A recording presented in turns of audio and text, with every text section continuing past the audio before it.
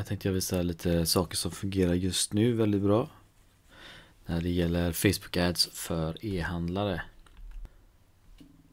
Och det här är som ett smörgåsbord med olika saker som jag tänkte gå igenom i den här videoserien som är från ett seminarium som jag körde. Och den första är att de flesta säljer för tidigt på Facebook och Instagram. Vad menar jag med det? Jo, det är faktiskt så att om du driver försäljningskampanjer till kall trafik så blir det sällan bra.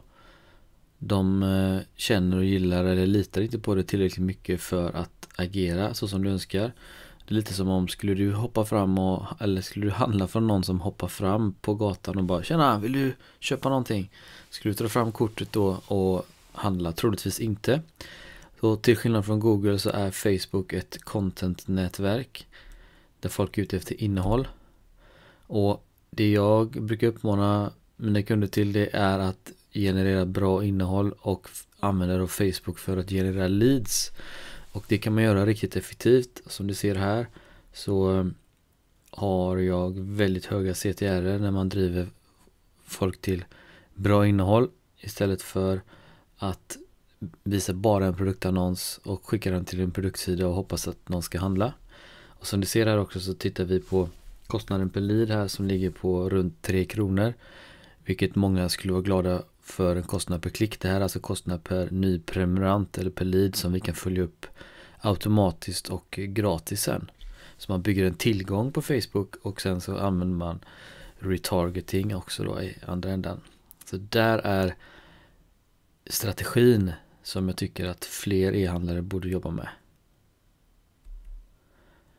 Och här är några exempel på innehåll som du kan skapa.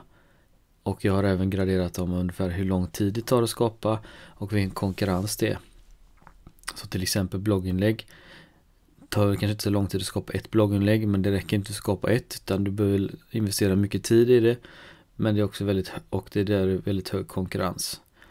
Videor är någonting som kan ta allt från kort tid och lång tid att skapa, men här är konkurrensen låg för det är ganska många e-handlare ute som inte skapar videor som består av bra innehåll. De flesta har ju bara produktvideor.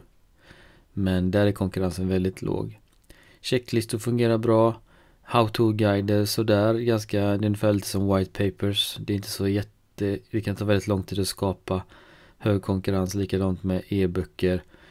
Quiz är ju en av mina favoriter. Det går ganska snabbt att skapa och låg konkurrens och ger också höga CTR.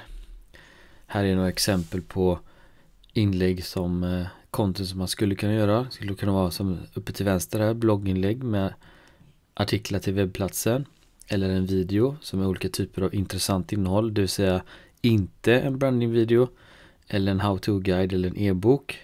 Checklistan här. Eller ett quiz som är som ett frågesport. Vilken hudtyp har du till exempel? Man börjar handskakningen där. Eller de flesta som kör då rena produktannonser. Det är egentligen de här olika alternativen som du som e-handlare marknadsför dig på Facebook. 95% av alla e-handlare kör den sista biten längst ner till höger enbart.